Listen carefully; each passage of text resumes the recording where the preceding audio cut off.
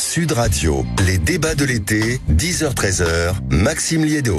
Bonjour à tous, ravi de vous retrouver en direct dans ce beau mois d'août. Nous sommes ensemble pendant 3 heures pour creuser l'actualité, débattre et échanger avec vous, auditeurs, sur l'application Sud Radio, les réseaux sociaux et directement au standard 0826 300 300. Le programme de votre matinée à midi, les Jeux Olympiques dans tous leurs états avec le camarade Clément Arion, que vous connaissez bien ici sur l'antenne de Sud Radio. On reviendra notamment sur les performances qui ont été réalisées par nos athlètes en sport collectif avec le président de la Fédération de volley.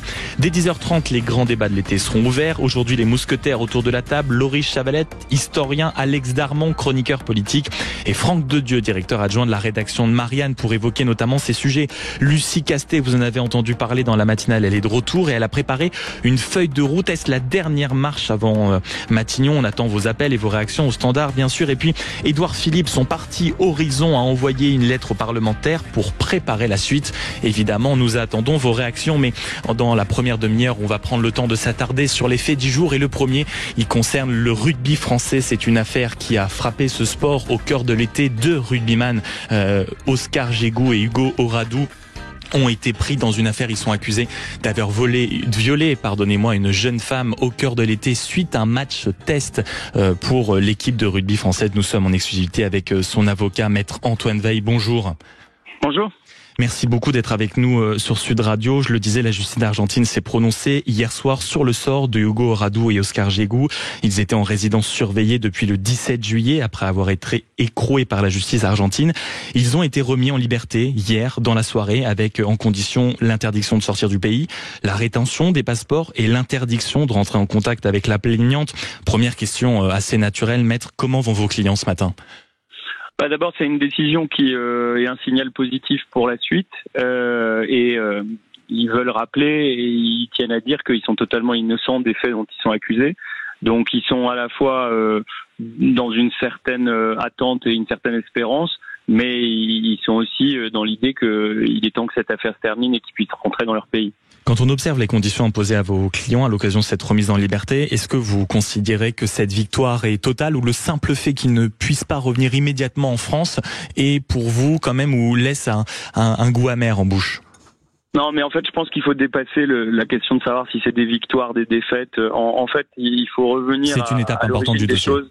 Voilà, c'est une étape, mais c'est surtout que vous avez affaire à 2 jeunes qui sont accusés depuis maintenant près d'un mois de faits dont ils ne sont pas responsables. Il y a eu un temps de réserve dans lequel on a fait en sorte que les éléments arrivent dans l'enquête. Ces éléments ont été recueillis, il en manque quelques-uns, c'est ça qui justifie que l'enquête soit pas clôturée définitivement. Mais maintenant qu'ils ont été entendus, maintenant que ces éléments sont connus de la justice, il nous appartient quand même de réinformer et de dire les faits qui sont dénoncés sont absolument pas compatibles. C'est d'ailleurs ce que a retenu le procureur. Il y a des choses qui n'ont pas pu se produire, qui ont été déclarées, et ça inquiète quand même sur la situation dans laquelle ils sont, parce que c'est en train de les priver de leur possibilité de reprendre la compétition sportive, et surtout c'est très dur à vivre pour eux. Donc il est temps maintenant que l'enquête se termine pour que on puisse revenir à un climat positif.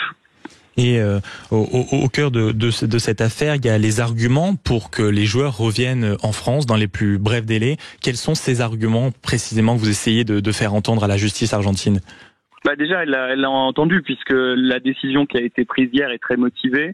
Elle est motivée notamment par le fait que dans les déclarations de la plaignante, il y a des incohérences et des choses qui sont d'une certaine façon contredites par des éléments objectifs, notamment des analyses de conversation que la plaignante a eues quelques heures après les faits avec une amie, et dans laquelle, selon le parquet, pas selon moi, on voit un ton enjoué qui est peu compatible avec les faits qu'elle décrira par la suite. Il y a évidemment des vidéosurveillances qui montrent qu'elle n'a absolument pas été contrainte de rejoindre la chambre d'hôtel. Il y a les dépositions des témoins qui ont été recueillies et qui montrent qu'elle s'est elle-même présentée et qu'elle était a priori consentante à une relation intime. Donc après, c'est vrai que la parole d'une plaignante est quelque chose qu'on doit écouter, mais on doit aussi pouvoir la confronter avec des éléments objectifs, et pour le moment, tous ces éléments objectifs sont favorables aux joueurs. Et est-ce que vous estimez vos clients comme potentiellement dangereux, car l'avocate, maître Natacha Romano, de la plaignante qui parle dans l'équipe ce matin, évoque une peur pour l'intégrité psychologique et physique de sa cliente? Non, je pense que malheureusement l'avocate de cette plaignante se livre à une campagne de médiatisation qui est complètement hors sol et déconnectée de la réalité des faits. Je pense qu'elle raconte à peu près la même chose, quelle que soit la nature du dossier, quelles que soient les personnes mises en cause. Les deux personnes en question sont des sportifs de haut niveau. Tous les clubs, toute leur famille, tous ceux qui le connaissent les soutiennent. Ils se retrouvent dans cette affaire dans laquelle l'avocate en question a une grosse responsabilité parce qu'elle n'a pas respecté ni le cours de la justice, ni la justice argentine, ni les réserves, d'usage. Et elle cause à ces deux joueurs un grave préjudice et d'une certaine façon, je trouve regrettable qu'elle continue à instrumentaliser les médias alors que la décision qui a été rendue hier est très claire et devrait l'inviter à une certaine réserve. Et ça, on aura d'ailleurs l'occasion d'y revenir. Et quelles sont les prochaines étapes pour vous, très concrètement, dans ce dossier, dans les prochains jours, dans les prochaines heures, dans les prochaines semaines ? Un des actes d'enquête qui n'a pas été réalisé et qu'on attend, pas vraiment nous, mais qui devrait être naturel pour la plaignante, c'est de se livrer aux expertises psychologiques et psychiatriques qui n'ont pas pu se tenir actuellement. Donc on espère qu'elles vont pouvoir avoir lieu très rapidement. Il y a quelques témoins secondaires qui n'ont pas été entendus, mais en tout cas, ce qui est important, c'est que les joueurs ont, dès le début, dès la première minute, collecté énormément d'éléments qu'ils ont remis à la justice. Ils ont remis leurs 2 téléphones portables, ils se sont livrés à toutes les expertises possibles et imaginables. Ils ont été entendus plusieurs heures sur les faits avec plus d'une centaine de questions auxquelles ils ont évidemment répondu de manière très précise.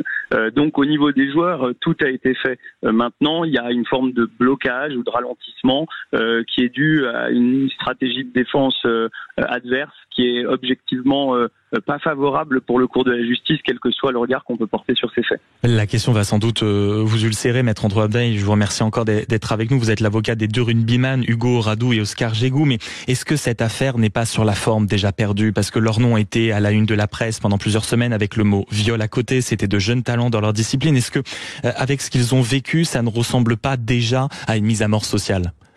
C'est la responsabilité des médias, ça. La mise à mort sociale, non, parce que tous les gens qui les connaissent, j'ai envie de dire dans la vie réelle, savent très bien de quel bois ils sont faits et ils reprendront la compétition et ils seront tout à fait blanchis et tout à fait reconnus par les gens qui les connaissent. Maintenant, médiatiquement, il y a une responsabilité de savoir réinformer et de rappeler qu'on peut être accusé à tort, on peut être accusé de faits qu'on n'a pas commis et c'est ça qui est quand même la différence entre un tribunal médiatique et une affaire judiciaire. Pour l'instant, cette affaire judiciaire n'est pas terminée. C'est pour ça que dès le premier jour, on a invité chacun à prendre des réserves par rapport aux informations qui circulent et employer par exemple les bons termes. On lit victime présumée, coupable présumé. Enfin, ça n'a pas de sens. Aujourd'hui, il y a une femme qui accuse 2 hommes.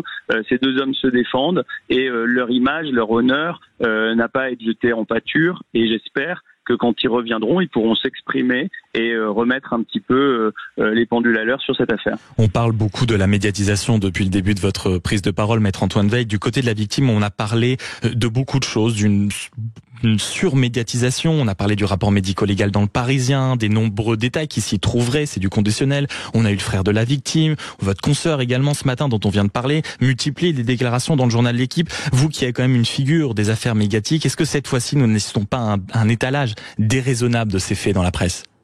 Si, bien sûr, mais vous voyez, ça a quand même son effet puisque vous l'appelez la victime alors même qu'aujourd'hui aucune décision n'a été rendue. C'est pas une victime. Du côté de la plaignante, oui, pardonnez-moi. Voilà, mais c'est pas contre vous, c'est que ça instaure en fait dans le débat au nom et c'est tout à fait entendable de la cause qui est portée de la lutte contre la violence faite aux femmes, qui est une cause importante, une distorsion de la façon dont on doit traiter des affaires individuelles. Faut pas mélanger le combat qu'on peut mener, j'ai envie de dire politique, sur ce terrain avec l'affaire en question. Et il y a des gens qui mélangent ça et qui se servent d'affaires pour conduire des combats. Est-ce que votre consoeur, cette avocate, dépasse les limites de la communication judiciaire? Parce que je pense notamment aux auditeurs de Sud Radio qui sont des fans de ce sport, qui sont des fans de ce joueur. Est-ce qu'on a vraiment à un moment besoin d'entendre tout ça, de voir tous ces détails racontés, l'avocate de cette plaignante? Est-ce qu'au bout d'un moment, il n'est pas temps de dire qu'elle dépasse certaines bornes? Non, mais en tout cas, ce qui est clair, c'est qu'il doit y avoir dans la communication autour d'une affaire judiciaire certaines réserves et surtout au niveau des auditeurs et un certain sens critique. Je pense que chacun est libre d'apprécier que depuis une semaine, il y a eu une surcommunication. Toute la famille a plus ou moins été auditionnée dans les médias français et en plus, c'est pas une communication dont on peut dire qu'elle est aléatoire. Elle cible des médias français pour justement faire du mal à l'image des joueurs et espérer, et c'est ça qui est vraiment à mon avis dangereux, faire une pression sur la justice. Donc On n'a pas du tout souhaité que les choses se déroulent comme ça. Vous comprenez bien que si aujourd'hui on prend la parole, c'est pour rééquilibrer à chaque fois, mais c'est très dommageable d'avoir depuis le début, et ça a été le cas, par exemple, quand il y a eu le rapport médico-légal, ce rapport médico-légal est pas sorti tout seul dans les médias, il a été instrumentalisé, alors qu'il est plutôt très favorable aux joueurs. Donc c'est la difficulté de couvrir médiatiquement une affaire judiciaire en cours. C'est un débat malheureusement classique dans lequel on jette au bûcher beaucoup de personnes accusées, et c'est ça qui est tout à fait dommageable. Donc oui, je critique assez clairement la façon dont cet avocat utilise les médias dans ce dossier. Et une dernière question, maître Antoine Veil. Est-ce que le sport n'est pas un peu le nouveau cinéma français, c'est-à-dire un domaine de compétences exposé à de l'argent, à de la réussite, à du succès, et dès qu'il y a une affaire, les médias vont se ruer dessus, on va avoir affaire à une communication judiciaire, parfois outrancière, et donc ça va être un domaine dans lequel on va tout scruter à la loupe avec les dérives, notamment au niveau de la justice, qui vont avec. Si, mais c'est pas propre au sport, c'est propre à cette médiatisation. Vous savez, il y a une époque où on disait que le fait d'être connu, puissant, riche était une protection et que vous deveniez intouchable. Je crois qu'aujourd'hui, malheureusement, le fait d'être exposé fait que vous risquez d'avoir une mauvaise presse, on va dire ça comme ça, ou de la disproportion aussi dans le traitement du sujet qui est devenu quelque chose qui permet d'abattre, comme on cherche à le faire, l'image de certaines personnes avant même qu'ils aient pu s'expliquer et avant même que les gens sachent précisément de quel fait on parle. Pendant un mois là dans cette enquête, il s'est pas rien passé. On a entendu des dizaines de personnes, on a écouté des éléments, on les a récoltés, et donc c'est ça le sens de la justice. D'ailleurs, il peut y avoir parfois une proportion aussi sur la façon dont on analyse les choses. Clairement, par exemple, l'idée n'est pas de remettre en cause la personne de la plaignante. On imagine que si elle a fait cette démarche, c'est qu'elle a des raisons personnelles, intimes, psychologiques pour la faire, mais c'est pas pour autant que on doit être privé de la possibilité de défendre les gens, surtout, et je le dis avec force, comme dans ce cas d'espèce où ils sont totalement innocents. Voilà, il n'y a pas de doute dans mon esprit, et il n'y a pas de doute dans l'esprit de tous ceux qui les défendent sur le fait qu'ils n'ont absolument pas contraint cette femme, ils ne l'ont absolument pas violentée, et donc c'est pour ça que cette affaire est significative, comme vous le relevez, sur ce rapport difficile entre le cours de la justice qui est lent, contradictoire, complexe, technique, et parfois la façon dont cette affaire est répercutée dans les médias. Merci beaucoup, maître Antoine Veil, d'avoir été avec nous. Je rappelle que vous êtes l'avocat des rugbyman Oscar Gégou et Hugo Radou, qui ont été remis en liberté hier, avec toujours la condition de ne pas pouvoir quitter le sol argentin. Mais vous le dites, et vous le dites bien ici sur Sud Radio, c'est une étape très importante dans le dossier qu'on continuera à suivre en exclusivité ici sur Sud Radio. Je vous remercie encore d'avoir pris la parole. Et dans quelques instants, le deuxième fait du jour, on change totalement de registre, vous allez voir, se trouve du côté de l'Afghanistan. Ça fait bientôt 3 ans que les talibans sont au pouvoir, et on y reviendra avec Assiem El-Difraoui, qui est un spécialiste du monde arabe. Il va nous expliquer concrètement ce qui se passe sur place. À tout de suite sur Sud Radio. Sud Radio, les débats de l'été, 10h-13h, Maxime Liédo. Et on est ensemble jusqu'à 13h dans quelques minutes, une dizaine de minutes. Vous retrouverez évidemment nos mousquetaires pour les grands débats de l'été qui s'ouvriront, toujours en direct. Mais on va revenir en détail sur le deuxième fait du jour, qui est ce qui se passe en Afghanistan, 3 ans après le départ notamment des troupes américaines, les talibans et le chaos. Assiem El-Difraoui, bonsoir. Bonjour plutôt, pardon. Oui, bonjour. Merci, vous êtes politologue, spécialiste du monde arabe. On se souvient tous de ces images des soldats américains fuyant le pays de façon assez catastrophique. C'était il y a plus de 3 ans. Aujourd'hui, quelles sont les nouvelles du pays Afghanistan ? Donc déjà une petite remarque d'abord. Donc l'Afghanistan ne fait pas partie du monde arabe, mais du monde musulman clairement. Mais ce ne sont pas des Arabes, ce sont des Pashtuns, largement d'autres minorités, des Tadjiks, des Ouzbeks, mais pas des Arabes. Concernant la fuite des Américains, c'est pas les Américains qui ont fui en panique, c'est les Afghans qui ont collaboré avec les Américains, qui ont essayé avec tout moyen de quitter Kaboul, donc avec ces scènes dramatiques qu'on a vues à l'aéroport à l'époque, avec aussi un attentat horrible commis par l'État islamique du Khorasan, mot arabe cette fois-ci, qui désigne la région. Donc des scènes complètement dramatiques. Où est-ce qu'on se trouve 3 ans après? Ça fait 3 ans, on avait un petit espoir que les talibans ont changé, que c'est une fraction des talibans qui s'appelle la fraction de Qatar ceux qui ont négocié les accords avec les Américains vont leur mot à dire, mais finalement non. C'est encore une oui, ça c'est vrai. Je me permets de vous interrompre, Bassem El-Dirifraoui, c'est-à-dire que pendant un temps, on avait même ce terme assez singulier pour beaucoup d'experts comme vous, j'imagine, on parlait des talibans modérés. Oui, on parlait des talibans modérés qui existent. Ce sont ceux qui ont longtemps vécu au Golfe arabe, qui ont négocié l'accord avec les Américains. Mais c'est pas eux qui ont pris le pouvoir. C'est une fraction très dure qui a pris le pouvoir, qui s'appelle la fraction Hekmatar. C'est des guerriers qui est très proche d'Al-Qaïda à l'époque, qui ont imposé quelque chose qui n'est pas du tout la modération. Il y a peut-être des mini-progrès, mais jusqu'à aujourd'hui, donc ils ont interdit aux femmes d'aller plus loin que l'école primaire. Donc toutes ces femmes qui étaient à l'université, au collège, au lycée peuvent plus poursuivre leurs études. Donc ça c'est assez dramatique déjà pour les femmes, qui est aussi important pour l'économie afghane. L'économie afghane est à genoux, il y a zéro croissance, il y a une augmentation de la pauvreté, il y a une discrimination vis-à-vis des minorités religieuses. Donc, en Afghanistan, il y a plein de minorités musulmanes, donc notamment des chiites, qui sont aussi largement le civisme qui est largement répandu par une minorité ethnique qui s'appelle la Hazara. Donc, c'est une situation inquiétante et l'Afghanistan est plus à l'ordre du jour dans l'opinion mondiale, dans la presse mondiale. Donc, c'est un pays presque oublié qui va très mal. Et vous parlez d'un pays qui va très mal, justement, économiquement. On parle d'une situation objectivement catastrophique, une croissance qui s'est contractée de plus de 26%, proche de zéro les 3 prochaines années. Elle nous avertit la Banque mondiale. C'est ça qui est devenu l'Afghanistan? Oui, c'est ça qui est devenu. C'est un pays complètement oublié. Donc l'Occident s'est barré d'une manière honteuse en laissant aussi plein de gens derrière.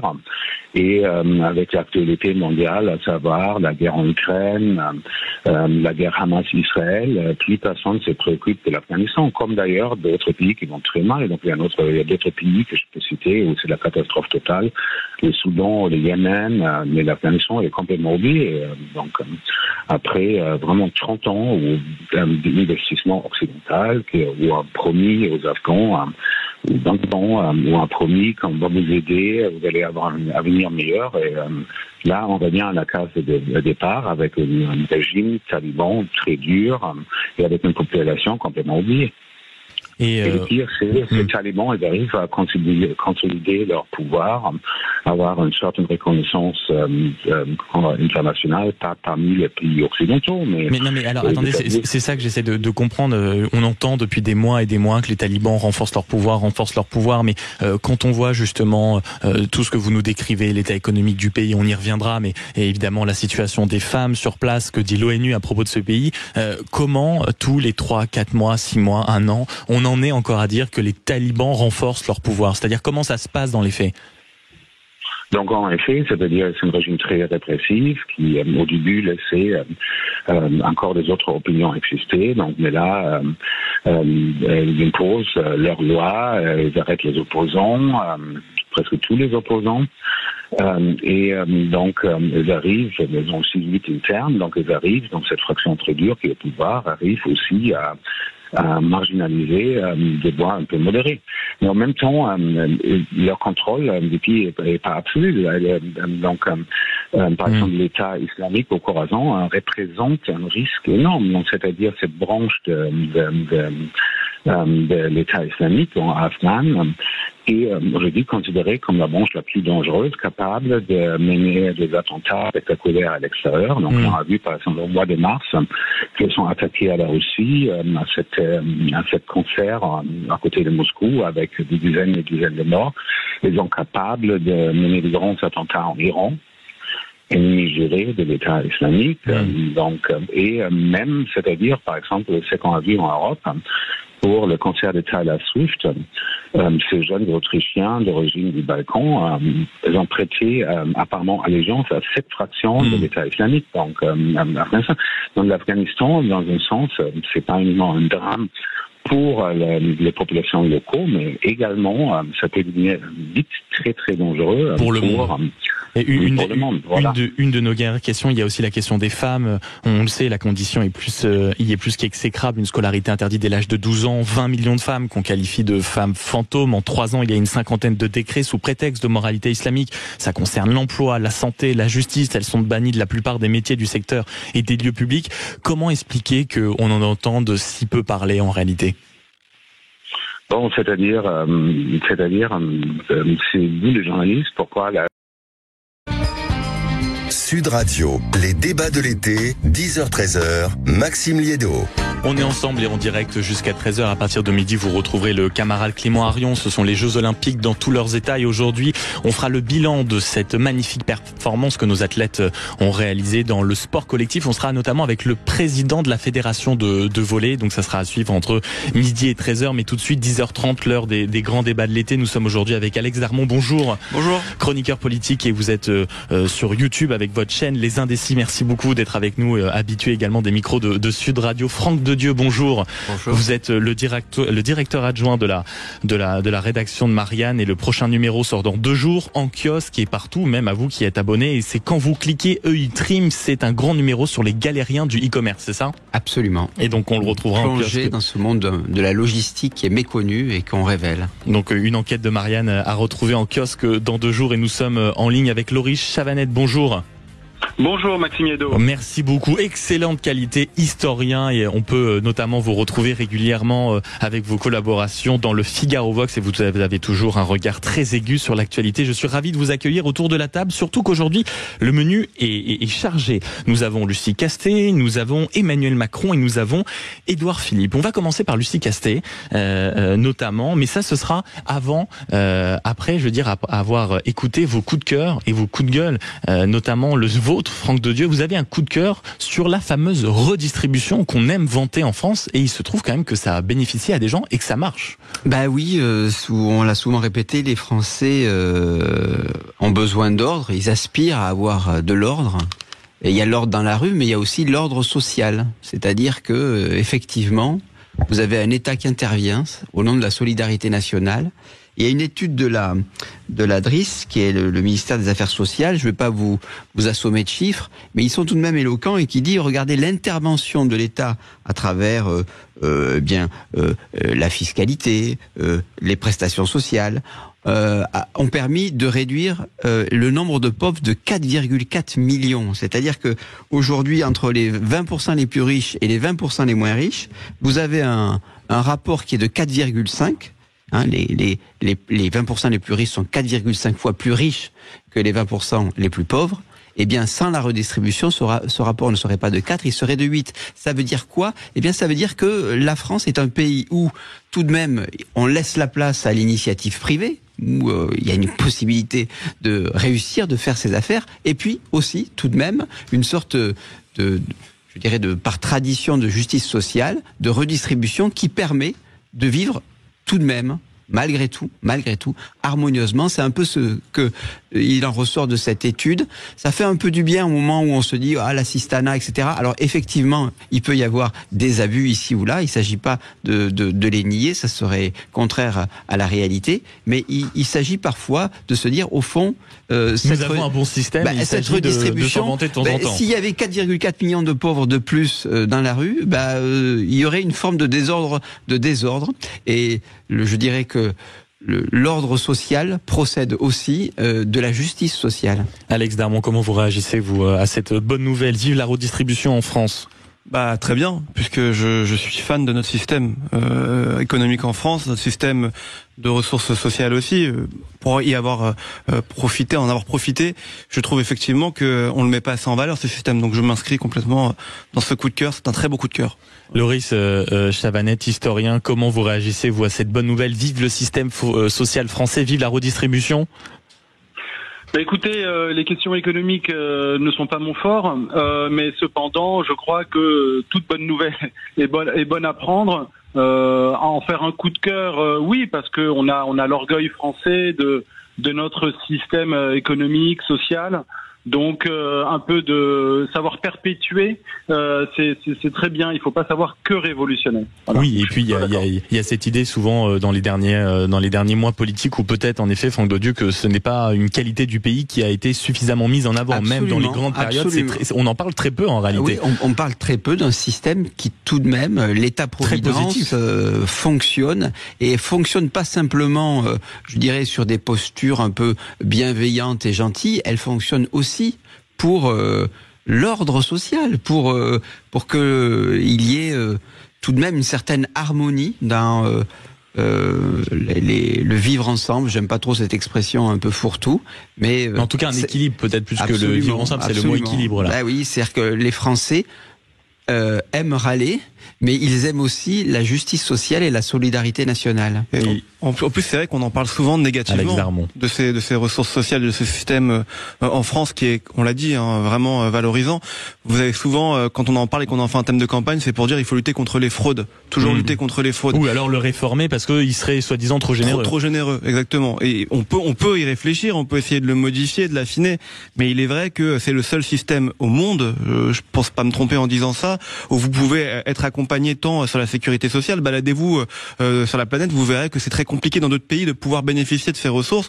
Même sur le chômage, c'est quand même quelque chose de formidable de pouvoir à un moment donné se dire qu'on peut être accompagné s'il nous arrive une situation dramatique dans notre travail. Donc il faut effectivement, je pense que c'est bien d'en parler ce matin positivement et de pouvoir poser les bases en disant que c'est un système qui a vraiment ses qualités avant d'avoir ses défauts. Vous êtes choqué quand vous entendez souvent ce système être mis en cause par les différents politiques et objectivement assez régulièrement, ou même être réformé parce qu'il serait soi-disant trop généreux à destination de trop de monde. C'est un thème de campagne. À chaque élection présidentielle, vous voyez que c'est un thème de campagne. Le premier à l'avoir fait, c'est Nicolas Sarkozy en 2012, quand il arrivait un peu sur le tard dans sa déclaration de candidature et qu'il savait pas quoi aborder comme sujet. Mais c'était normal en même temps. J'ai envie de vous dire, c'était normal parce que c'était un thème qui était important. Vous pouvez le critiquer, vous pouvez essayer de chercher des solutions, essayer de vouloir l'améliorer, de le faire vivre avec son temps. Mais je pense que le critiquer, ne faire que ça, ne lui rend pas service, alors que c'est un système qui aide beaucoup de Français. Vous êtes d'accord avec ça, Franck? Oui, bien sûr. Et je voudrais insister sur un point, c'est que on s'aperçoit pas à quel point dans le modèle français, il s'agit pas que du modèle social français, il s'agit du modèle politique et républicain français. C'est-à-dire qu'à partir du moment c'est la tradition de tout un héritage, de toute une construction. À partir du moment où vous êtes un citoyen qui est aussi un contributeur à l'effort national, eh bien il se crée une forme d'obligation politique qui s'appelle la res publica, la chose publique. Et donc, il n'y a pas d'un côté le social généreux et d'un côté le politique qui est républicain. Il y a les deux s'entremêlent forcément parce que un citoyen est un contributeur est aussi un citoyen et c'est quelque chose qu'il faut. On a tendance, c'est vrai, à les dissocier comme si le social et le politique, la République et la solidarité étaient presque vivaient leur vie, je dirais. L'une à côté de l'autre. Non, il y a une forme de, théoriquement, depuis la Révolution française, les deux, le social et le politique, sont intimement liés autour de la chose publique, la res publica. Alex Darmon, à vous, votre coup de cœur, c'est l'héritage des Jeux. On en a beaucoup parlé sur Sud Radio, notamment hier. On aura sans doute l'occasion d'en reparler dans quelques instants avec ce qui va se passer au niveau politique. Vous, le coup de cœur concerne l'héritage des Jeux dans la gestion des infrastructures. Expliquez-nous ça. Oui, en fait, pour ceux qui ont assisté à des Jeux Olympiques à l'étranger, ce qui est mon cas, j'étais à Rio en 2016. On a pu se rendre compte des années après, finalement, que les infrastructures qui avaient été spécialement construites pour ces Jeux Olympiques ne servaient plus quelques semaines ou quelques mois après. Or là, ce qui est assez impressionnant dans ce qui a été fait par les équipes des Jeux Olympiques à Paris, c'est que 95% des infrastructures qui ont servi aux compétitions sportives étaient déjà présentes, existaient déjà, et vous avez construit simplement que 5% des infrastructures qui sont notamment la piscine olympique à Saint-Denis, c'est le village olympique aussi qui a été construit pareil dans le 93, et la dernière infrastructure qui est l'Arena Adidas à Porte de la Chapelle. Et ces trois infrastructures finalement elles vont servir, c'est-à-dire qu'après vous allez avoir cette Adidas Arena à Chapelle qui va servir à l'équipe de basketball. On a appris que le centre aquatique de natation allait être ouvert au grand public et allait aussi servir à accueillir des compétitions, notamment les championnats d'Europe en 2026, et le village olympique, comme vous le savez, qui va être transformé en zone de logement et aussi avec un hôtel et même une école, je crois. Bref, en tout cas, tout a été pensé, réfléchi pour qu'il y ait le moins de pertes possible dans la construction de ces infrastructures, et je trouve ça formidable parce que, je le disais, à Athènes, vous avez la moitié quasiment des infrastructures en 2004 qui avaient été construites, qui étaient toutes neuves et dont on ne se sert plus aujourd'hui. J'engage d'ailleurs les auditeurs à aller voir les images des infrastructures à Rio. Moi, j'avais pu assister à une compétition de water polo dans un centre aquatique flambant neuf et qui aujourd'hui est laissé complètement à l'abandon. C'est des millions d'euros. C'est des décombres totalement. Quand on regarde les images, c'est un site idéal maintenant pour l'urbex. C'est devenu hallucinant. Exactement. C'est hallucinant. Et ce sera pas le cas à Paris, puisque Paris, les équipes d'organisation, l'État, la ville de Paris ont eu la bonne idée de se servir des infrastructures historiques de notre ville pour pouvoir, et si vous avez assisté à ces épreuves, c'était magnifique, pour pouvoir regarder les différentes épreuves sportives comme le Grand Palais ou comme Bercy, comme on a vu les finales dimanche et samedi de basketball. Donc c'est vraiment un coup de chapeau à ces équipes, et puis elles vont encore servir ces infrastructures. Il y a eu quelques infrastructures temporaires qui ont été construites, notamment le site du beach volley sous la Tour Eiffel qui va servir encore pour les Jeux paralympiques avec le CC Foot. Bref, tout a été réfléchi pour faire en sorte que on n'utilise pas de l'espace bêtement, et surtout on ne dépense pas bêtement des constructions. Donc comment on doit réagir à ça, Franck Daudieu, directeur adjoint de la rédaction de Marianne? C'est qu'enfin on pense un peu le temps long. Oui, et puis on pense le temps long avec une dimension économique. Il y a une vraie habileté dans cette organisation, c'est-à-dire au fond faire du décor de Paris une infrastructure sportive en elle-même. Et donc vous gagnez sur les deux tableaux. Vous gagnez en termes d'image, parce que c'est vrai que c'est magnifique et c'est unique, et puis vous gagnez aussi en termes économiques et financiers parce que vous réduisez les dépenses. Et ça, effectivement, il y a peu de nouvelles infrastructures, et ces nouvelles infrastructures, alors là je connais moins le devenir sur le plan sportif, mais apparemment ce sont des infrastructures qui ont un avenir assez pérenne, un avenir économique et même d'utilité publique pour les sports. Laurie Chavanette, avant votre coup de gueule, je reviens vers vous. Je rappelle, vous êtes historien de la Révolution française, notamment vous avez écrit sur Mirabeau, sur Danton, sur Robespierre. Comment vous observez un État qui dans un domaine très différent de celui de la Révolution, je l'entends bien, mais qui enfin pense le temps long comme ça, quand il construit des choses, quand il met des projets en place? Ça rassure l'historien que vous êtes? Bon, ça me rassure en même temps que l'on pense le temps long dans l'avenir, mais aussi le temps long dans le passé. Et ce serait d'ailleurs l'objet aussi de mon coup de gueule. Non, je crois que c'est absolument fondamental d'avoir... on est obligé d'être dans l'urgence pour répondre aux exigences des électeurs, d'être dans donc le court terme, dans l'urgence sur la question de prix des denrées de première nécessité, etc., l'énergie.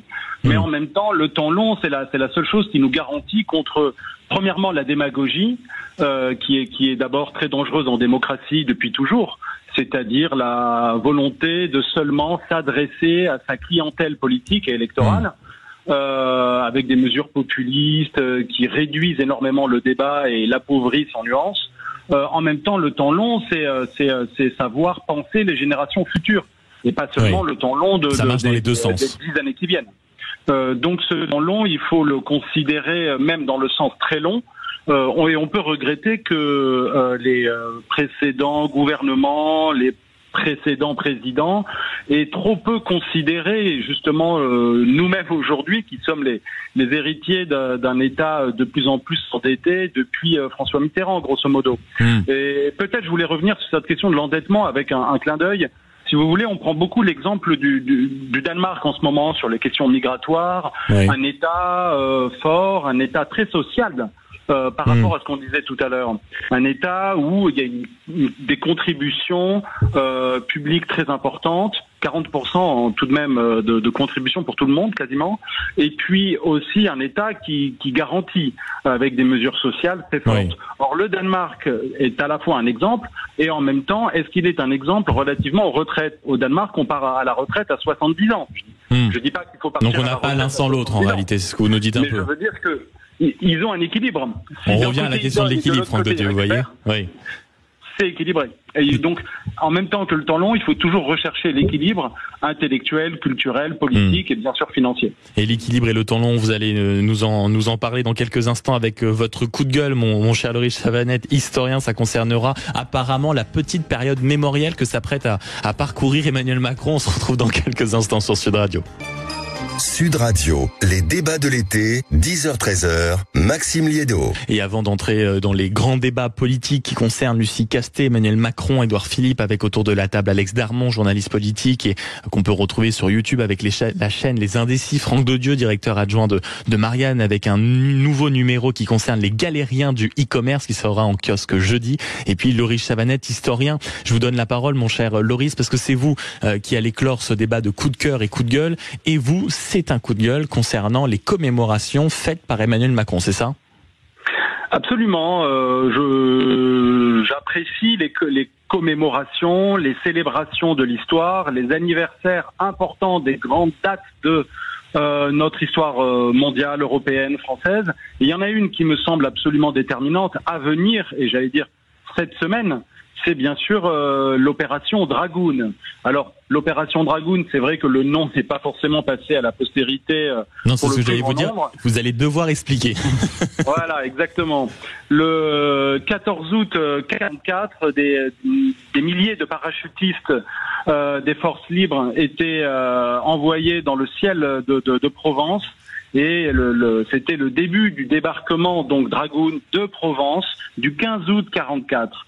Et donc je trouve que c'est absolument essentiel de consacrer cet événement du 15 août. Alors je sais, le 15 août c'est jour férié, c'est depuis que pour le 15 août c'est aussi comme ça historiquement je le dis, c'était le jour où Louis XIII ayant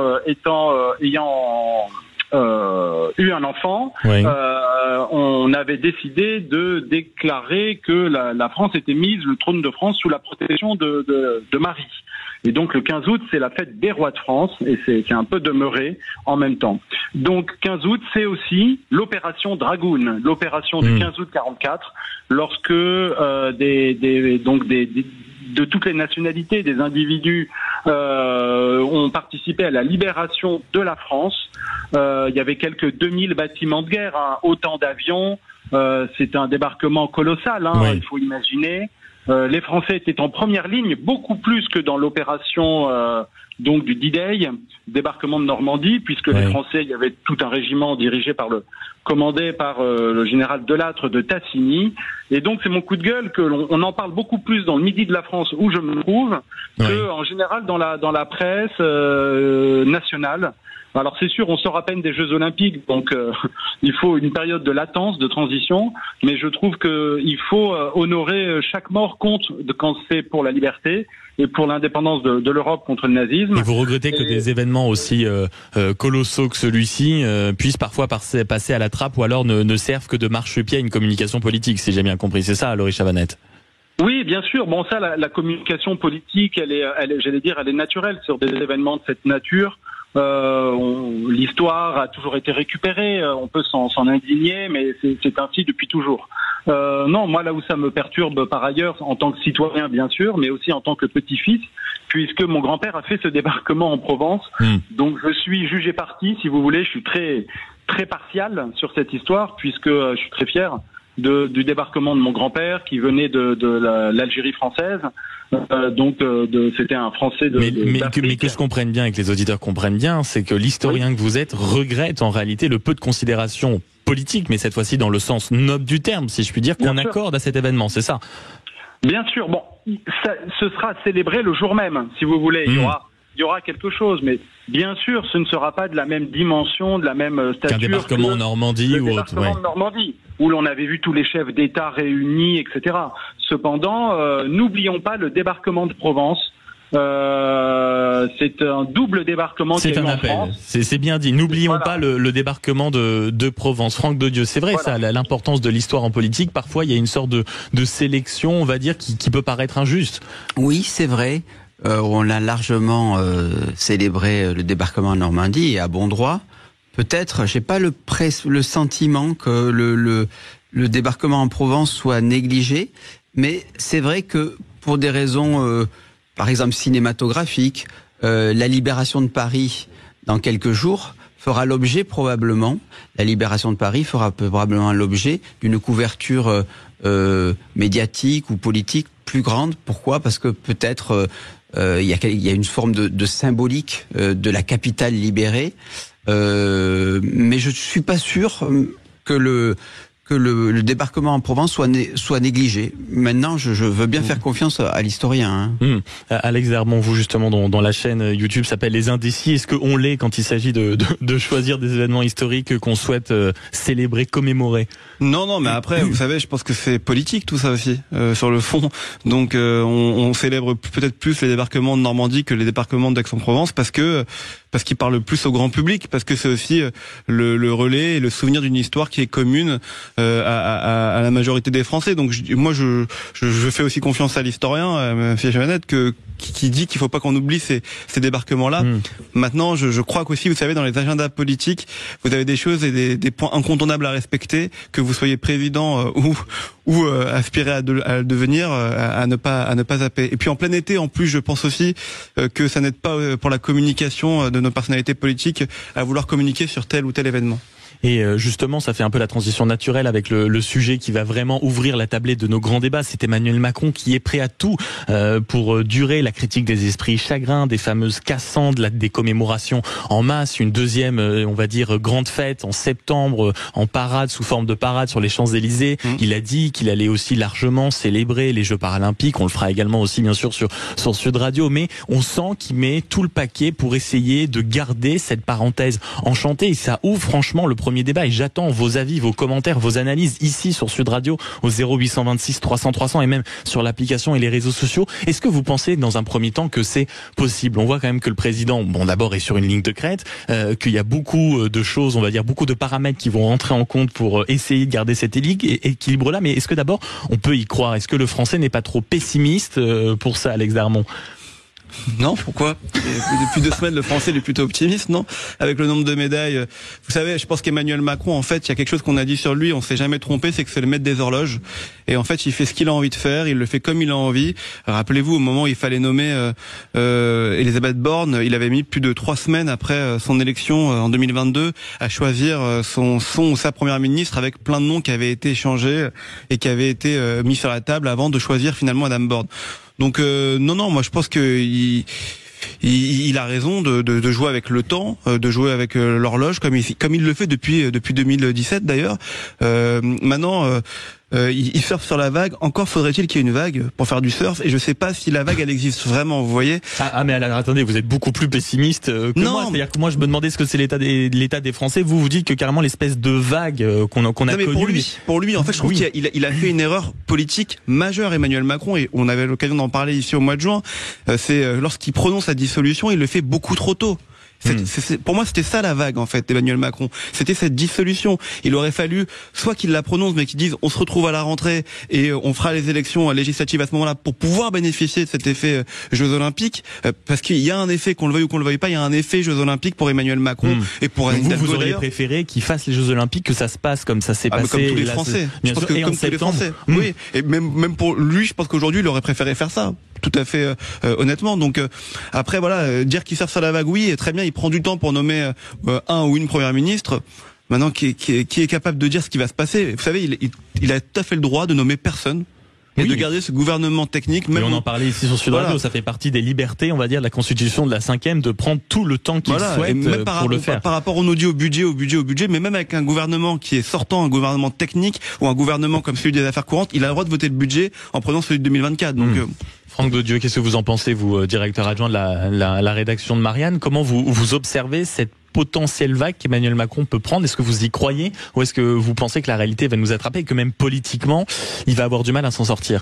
Ce à quoi je crois, c'est cet art macronien de transformer les circonstances en rhétorique politique. Quand elles sont négatives, les gilets jaunes, il l'a transformé dans un grand débat. La crise sanitaire, avec un quoi qu'il en coûte de relance qui a plutôt satisfait les Français. Et puis, sur un versant plus positif, de se dire, cette cette vague de bonne humeur qui a déferlé sur la France, comment faire en sorte qu'elle ne retombe pas, pour ainsi dire. Je crois que c'est Lacan, le psychanalyste, qui disait « la réalité, c'est quand on se cogne ». Eh bien, c'est pas les Français qui le ramèneront à la réalité, c'est quelque chose qui s'appelle des problèmes qui sont structurels. Ce que je veux dire par là... Est-ce qu'il est capable de s'y frotter? Parce que la citation de Lacan est très frappante, mais on le voit, ça fait 7 ans qu'Emmanuel Macron est au pouvoir, il y a eu les gilets jaunes, il y a eu différentes crises, il y a eu même des attaques, on pense, et des attaques terroristes, on pense à Samuel Paty, donc il y a eu de grands chocs dans le pays ces 7 dernières années, et est-ce que Emmanuel Macron arrive visiblement à s'y cogner? Moi j'ai toujours l'impression, et je vous le dis franchement, que peu importe ce qui arrive, comme vous le dites, il arrivera toujours à trouver une politique rhétorique pour, on va dire, l'englober avec lui. Justement, c'est la grande question, c'est de se dire, est-ce que ce coup-ci... C'est peut-être le prochain numéro de Marianne. Non, mais est-ce que ce coup-ci, dans les circonstances de crise politique et institutionnelle, ce que vous décrivez comme une forme soit de grande habileté ou soit de baraka, Napoléon disait toujours, est-ce que ces généraux-là, ils ont de la chance, hein? Et je demande à mes grands généraux que j'envoie sur le front d'avoir de la chance. C'était une qualité pour lui. Oui. Voilà. Donc, est-ce que ce coup-ci, ça va marcher ou pas? Moi, ce que je crois, c'est que, si vous voulez, aujourd'hui, nous sommes dans un état de crise qui fait que des circonstances, des bonnes humeurs, de la conjoncture s'effacent face à des problèmes de structure. Et ces problèmes de structure, ils sont largement... Pour vous, en réalité, c'est indéniable. C'est-à-dire, peu importe ce qui arrive, il y aura au bout d'un moment, le budget 2025 ou qui va forcément... Mais Alex Darmon, vous disiez que peu importe le budget 2025. Oui, enfin, peu importe. Après, pour les Français, si c'est respecter des critères qui sont contraignants et qui vous amènent à faire plus d'austérité, c'est quand même un vrai problème. Vous savez que s'il vote le budget, il prend celui de 2024, donc il touche pas. C'est-à-dire qu'il n'y aura pas d'augmentation de budget ou d'impôt. Moi, je vous parle pas je dirais, de la réglementation, de la législation du projet de loi de finances et de ses modalités de traitement. Je vous parle de ce qu'il y aura à l'intérieur. Ce qu'il y aura à l'intérieur, si on en reste là, il va y avoir probablement, très probablement, davantage d'austérité. Nous sommes en déficit excessif auprès de l'Union européenne. Ce que je veux dire, c'est que... Au bout d'un moment, la réalité, c'est-à-dire c'est la vague de la réalité qui va nous rattraper. La question que vous posez, Maxime, elle est légitime, et on pourrait se dire, mais au fond, à chaque fois, la conjoncture et l'habileté permet de dépasser ce problème structurel. Il y a un moment donné où ce ne sera pas... On ne peut plus l'éviter. Voilà, on ne pourra plus l'éviter. Franck Daudet vient de dire, la question est légitime, je la pose ici en plateau. On ira évidemment demander l'avis à notre camarade historien Laurie Chavanette dans quelques instants, mais on partira aussi au standard au 0826 300 300. À tout de suite sur Sud Radio, restez avec Sud Radio, les débats de l'été, 10h-13h, Maxime Liédo. Alors là, les débats de l'été, je vous préviens, les pronostics ne concernent pas les chevaux, mais bel et bien quelque chose de beaucoup plus rude que sont les affaires politiques. On parlera de Lucie Castet dans quelques instants et même d'Édouard Philippe qui, on le voit bien, commence à tirer les ficelles pour que l'Assemblée soit plus ou moins à sa main. On verra si ça marchera, mais pour l'instant il est question d'Emmanuel Macron. C'est vrai qu'il semble être prêt à tout pour durer, notamment on le voit bien avec des mots très forts concernant les fameuses Cassantes qui auraient prédit des cérémonies impossibles, ceux qui se seraient plaints potentiellement de la sécurité, et même il va partir clairement dans une période où les commémorations vont jouer un rôle très utile pour lui, parce que visiblement ça plaît aux Français. Je m'adresse à l'historien que vous êtes, Laurie Chavanette. Qu'est-ce que vous pensez, comment vous observez, vous, cette période de commémoration qui s'ouvre pour le président de la République? Est-ce que vous pensez que ça peut marcher auprès des Français, qui peut surfer sur cette vague-là? Mais je pense que la France est assez grande dans son histoire, dans ses régions, dans sa géographie, pour avoir de l'imagination. Je pense qu'Emmanuel Macron, est-ce qu'il va pouvoir surfer sur les commémorations? En tout cas, il surfe positivement sur la trêve des Jeux Olympiques. Jacques Chirac avait déjà bénéficié en 98, après la victoire en Coupe du Monde chez nous, d'un certain vent de popularité. Emmanuel Macron va-t-il réussir à personnaliser la victoire d'une certaine manière? C'est pas sûr. Parce que d'abord, on peut pas préjuger de ce qui va se passer en plein été comme cela. Alors les commémorations, oui, mais moi ce que je crois sincèrement, c'est que nous payons aussi le problème de notre Constitution, à savoir que nous vivons dans une espèce de monarchie républicaine, ce qui a pour conséquence, en cas de perte de légitimité, de souffle de popularité à l'égard d'un président de la République qui pose problème pour certains, eh bien là, ça devient une crise systémique, une crise de régime politique. Monarchie républicaine, problème avec le président de la République, problème donc de constitution. Ça me fait penser à cette phrase puisque vous avez cité tout à l'heure Napoléon, je vais citer Bertolt Brecht, qui disait dans un échange au théâtre, quelqu'un dit « Malheur au peuple qui n'a pas de héros ». Et on lui répond « Non, malheur au peuple qui a besoin de héros ». En France, on a cette tradition d'avoir besoin d'une figure charismatique. Même pour le poste de Premier ministre, on se demande qui va être le sauveur, qui va être l'homme ou la femme providentielle. Mais en fait, c'est complètement paradoxal avec la fonction même de Premier ministre. Puisqu'il ne peut pas y avoir de Premier ministre providentiel. C'est contre nature. Oui, et on aura l'occasion d'y revenir d'ailleurs avec Lucie Castet qui a préparé une feuille de route et qui se voit déjà à Matignon. Mais c'est intéressant, mais dans les différentes références que chacun utilise, on parle beaucoup de 98 avec Jacques Chirac qui avait bénéficié, on va dire, d'une vague de popularité. Mais est-ce que franchement l'époque a pas changé? Est-ce qu'on peut aujourd'hui, surtout et c'est ce que disait Franck de Dieu tout à l'heure, surtout dans la période actuelle avec de tels problèmes structurels, est-ce qu'on peut encore surfer comme ça sur de grands événements sportifs? Parce qu'on rappelle que la Coupe du Monde, la dernière Coupe du Monde, c'était 2018, si mes souvenirs sont bons. 2022, la dernière Coupe du Monde de foot. 2022, on perd en finale. Et celle qu'on a gagnée alors, c'était en 2018, c'est ça? On a gagné en 2018. Alors, celle qu'on a gagnée en 2018, j'étais inquiet de ma mémoire. Merci de me rattraper. Mais donc, on est d'accord que quelques semaines après, même pas, il y avait les gilets jaunes. Donc, est-ce qu'on est encore dans une époque où on peut, comme ça, bénéficier de ça, Alex Darmon? Alors, c'est vraiment, tout est différent. D'abord, pour Jacques Chirac, en 98, c'était 11 points d'opinion favorables en plus, qu'il avait réussi à garder sur plusieurs mois. Mais il y avait une grosse différence entre Jacques Chirac et Emmanuel Macron, c'est que Jacques Chirac ne connaissait rien en sport. Ah oui, on se souvient d'images catastrophiques des joueurs sur l'équipe de France. C'est ça. Et donc, on pouvait pas lui faire le procès de vouloir trop en faire avec les joueurs de l'équipe de France, parce que de toute façon, il y connaissait rien, et que c'était assumé le fait que c'est juste un moment de convivialité tous ensemble. Et effectivement, c'était pas la même époque. Après, vous parlez d'Emmanuel Macron en 2018, qui effectivement, quelques semaines après, vous avez les gilets jaunes, mais même pas quelques semaines après. Rappelez-vous, le lendemain, quand le bus c'est arrive, déjà un scandale, et qu'on apprend que c'est Benalla, etc. Exactement. Oui, bien sûr. Et donc, c'est aussi ça qui, à mon avis, stop net on va dire l'état de grâce d'Emmanuel Macron, parce qu'en 2018, Emmanuel Macron, il est pas tant rejeté que ça par les Français. Non, c'est les gilets jaunes qui vont mettre le premier coup de... Voilà, Emmanuel Macron, à l'époque, il a géré une crise dans les prisons en quelques jours. Les Français commencent à s'attacher à son style, ou toutes ces choses-là. Bon, donc Emmanuel Macron, c'est vraiment Alexandre Benalla et l'été meurtrier 2018 qui vont faire que les gilets jaunes vont, enfin, pas que ça, mais qu'il va y avoir les gilets jaunes derrière et tout. Donc, est-ce qu'on peut réussir à surfer sur une vague? Le contexte politique aussi n'est pas du tout le même si en 98 il y avait une dissolution.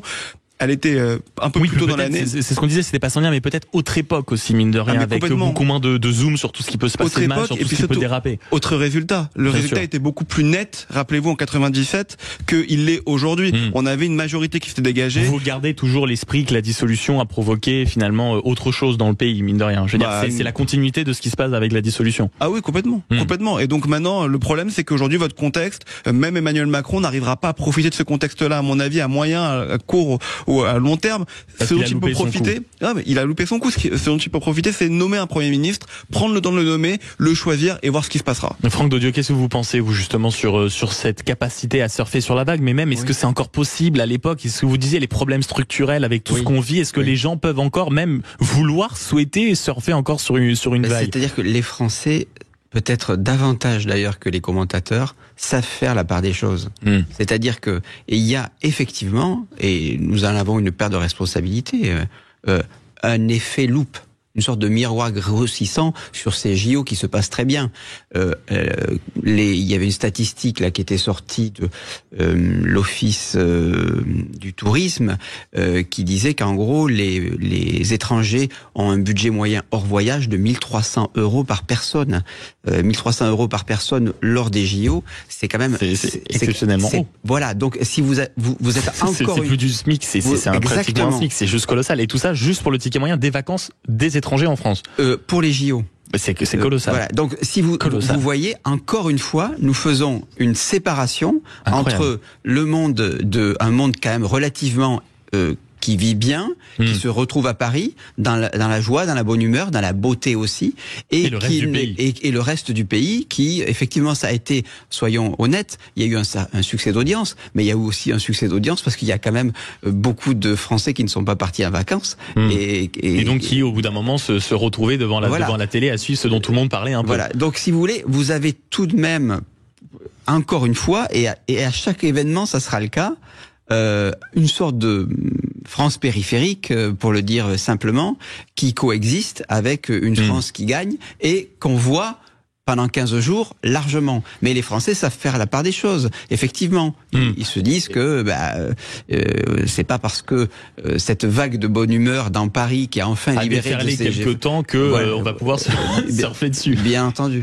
On part au 0826 300 300, c'est le standard et c'est Claudine qui nous a appelé. Je crois que vous rejoignez un peu Franck Dedieu, ma chère Claudine. Bonjour. Oui, bonjour à tous. Merci d'être avec nous. Vous dites un peu la même chose, c'est-à-dire que malgré la vague des JO, la rentrée risque d'être rude? Ah oui, de toute façon, la rentrée sera rude. Voilà, de toute façon.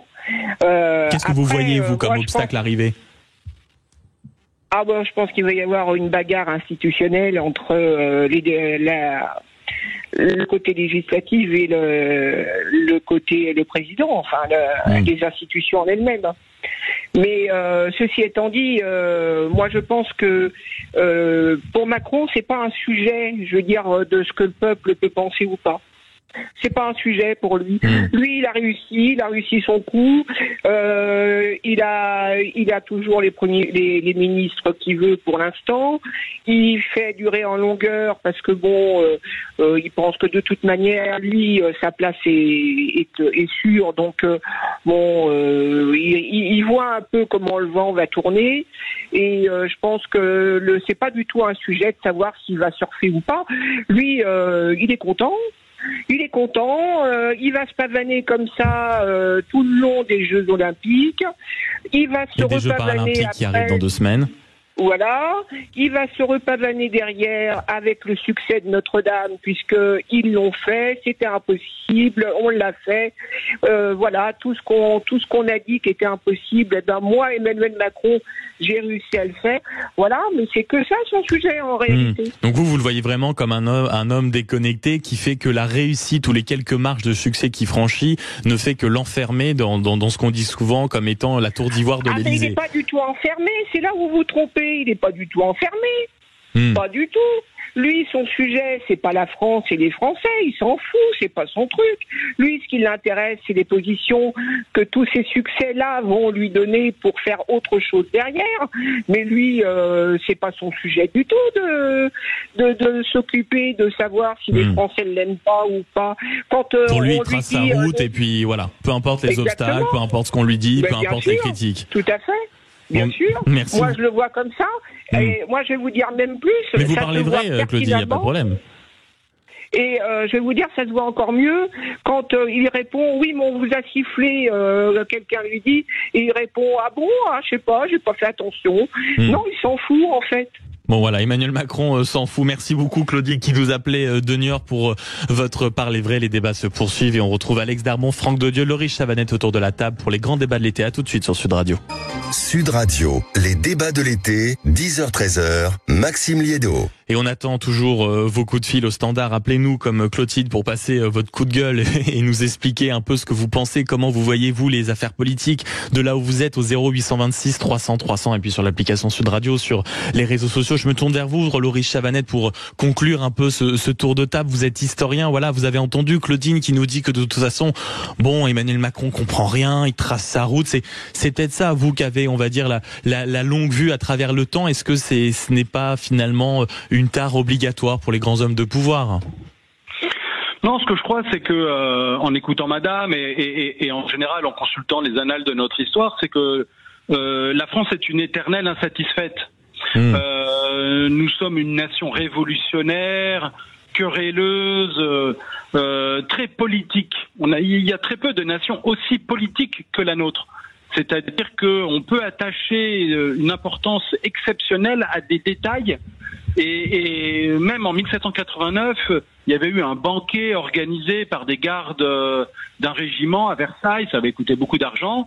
Et ça a été transformé en cause et prétexte d'une insurrection totale. Où des centaines de milliers de Parisiens avaient marché sur Versailles. Pour vous, on va dire la lame de fond un peu des débats, c'est la capacité des Français à être insatisfaits de façon permanente. C'est un peu ça l'idée? Oui, mais...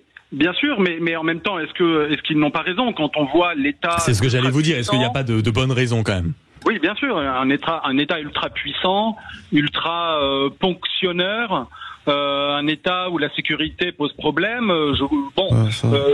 L'immigration aussi, la question de l'exemplarité de nos représentants également. Bref.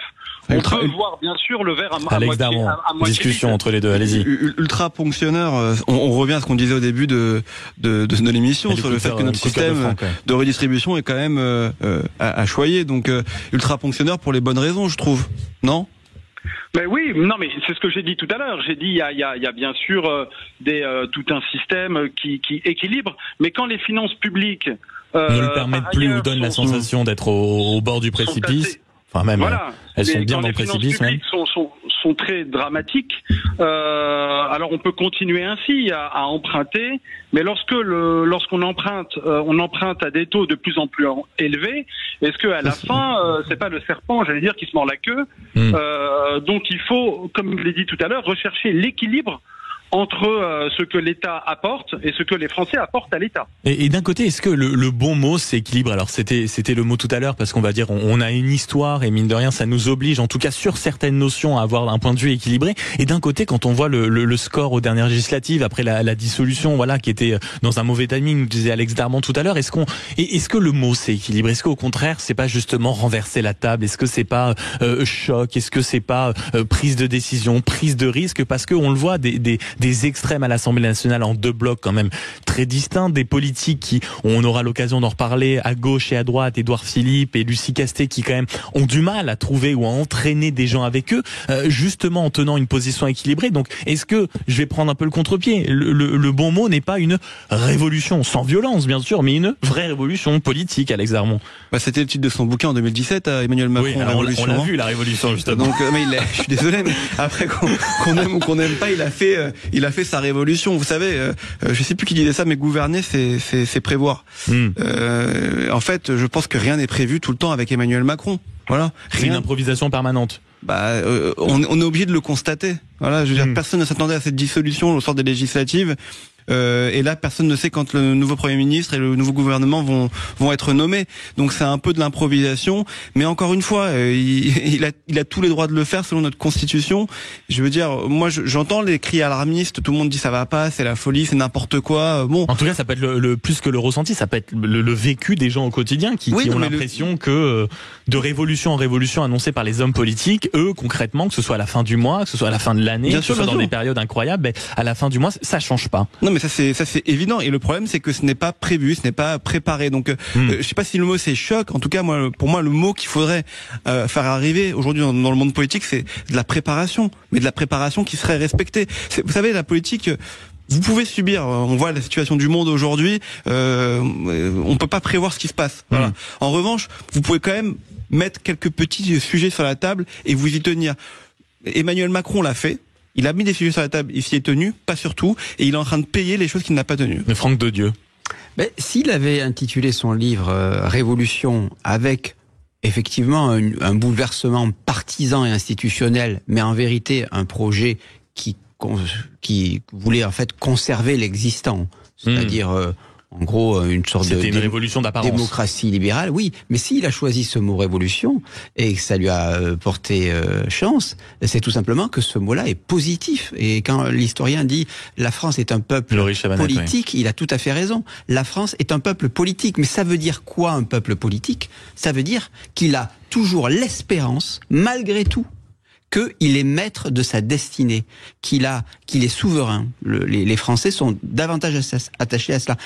Et être un peuple politique, ça veut dire aussi refuser quelque chose qui surplomberait les mouvements d'humeur ou des grands mouvements idéologiques qui sont la réalité économique, les juges, la réalité juridique aussi, qui serait une sorte je dirais de trône qui obligerait les peuples à s'adapter en permanence et ne pas être maîtres de leur destin. Eh bien, la France, à la différence des pays anglo-saxons ou même des Allemands, sont un peuple qui, je dirais, considère qu'il est souverain et que la dimension politique, elle surplombe tout le reste, et que la démocratie, eh bien, c'est d'exercer cet élément de souveraineté. On refuse quelque part qu'il y ait une sorte de fait politique, de fait économique qui soit sur lequel on devrait s'incliner à la japonaise. Ce n'est pas le cas. Les Français restent quand même en ce sens éruptifs,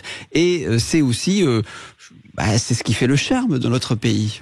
Après, moi, je suis complètement d'accord avec ce qui vient d'être dit. Mais sur le fait du mot de révolution, on peut pas enlever à Emmanuel Macron le fait qu'il ait amené sur la table des sujets. Lesquels, par exemple? Je sais pas, dans le monde du travail, typiquement. Je veux dire, quand vous démissionnez aujourd'hui, c'est quand même lui qui a amené ça. Quand vous démissionnez, vous pouvez bénéficier de l'assurance chômage quelques mois si vous la demandez. Oui, pour mieux éventuellement réduire ceux qui peuvent en bénéficier. Vous savez ce qu'on va vous répondre sur ce sujet. D'accord, mais moi je dis pas qu'il a eu raison ou pas raison de le faire. En tout cas, ce que je veux dire, c'est qu'il a quand même il les a soulevés les problèmes. C'est quand même lui qui a amené aussi, qu'on soit d'accord ou pas d'accord avec ce sujet-là. Et moi, je suis même, je veux dire plutôt contre l'ubérisation de la société. Il a quand même beaucoup participé à la mettre en place dans la société. On se rappelle aussi des Uber Fights. Voilà, dans la société, mais il y en a plein et on pourrait prendre le temps. L'ubérisation de la société, la flexibilité du travail, tout cela, ce sont des phénomènes. La flexibilité du transport. Ce sont des phénomènes d'accompagnement d'un phénomène plus général. Oui, pour vous, à aucun moment, ça vient révolutionner ce qui est en train de se passer, bien sûr. Tout simplement, c'est l'adaptation des Français au canon de la mondialisation. Alors, appelons-la néolibérale, c'est un peu péjoratif, mais c'est une adaptation aux nouvelles dispositions d'une marche du monde. Eh bien, les Français, ils considèrent, peut-être pas tous, mais ils considèrent que malgré tout cela, ils ont la possibilité d'aller à rebours de cela, et ça s'appelle la démocratie populaire. Non, mais ça j'entends complètement, et vous avez complètement raison, mais on peut pas mettre tous les problèmes sur le dos d'Emmanuel Macron. Vous dites que effectivement c'est que des problématiques. Je ne mets pas tous les problèmes. Je dis non, mais en général, c'est des problématiques économiques en effet, mais quand vous avez des problématiques sociales, on va prendre l'immigration. La loi sur l'immigration, à la fin de l'année dernière, typiquement... Passée dans la douleur au Parlement. Elle n'est même pas passée d'ailleurs, au passage, on n'a même pas pu en discuter. Vous avez eu une motion de rejet au début du texte. Bon, c'est quand même un texte qui est un sujet qui est primordial pour les Français. On sait que c'est l'un des sujets de préoccupation des Français. On n'a même pas pu en parler au Parlement, parce qu'il y a eu une motion de rejet de la part des autres appareils politiques. Je veux dire, en fait, le système politique, il est malade, mais c'est pas que de la faute d'Emmanuel Macron, c'est une globalité. Vous avez des gens qui ne veulent plus travailler ensemble aujourd'hui, donc on va en parler dans quelques secondes en plus avec Lucie Castet.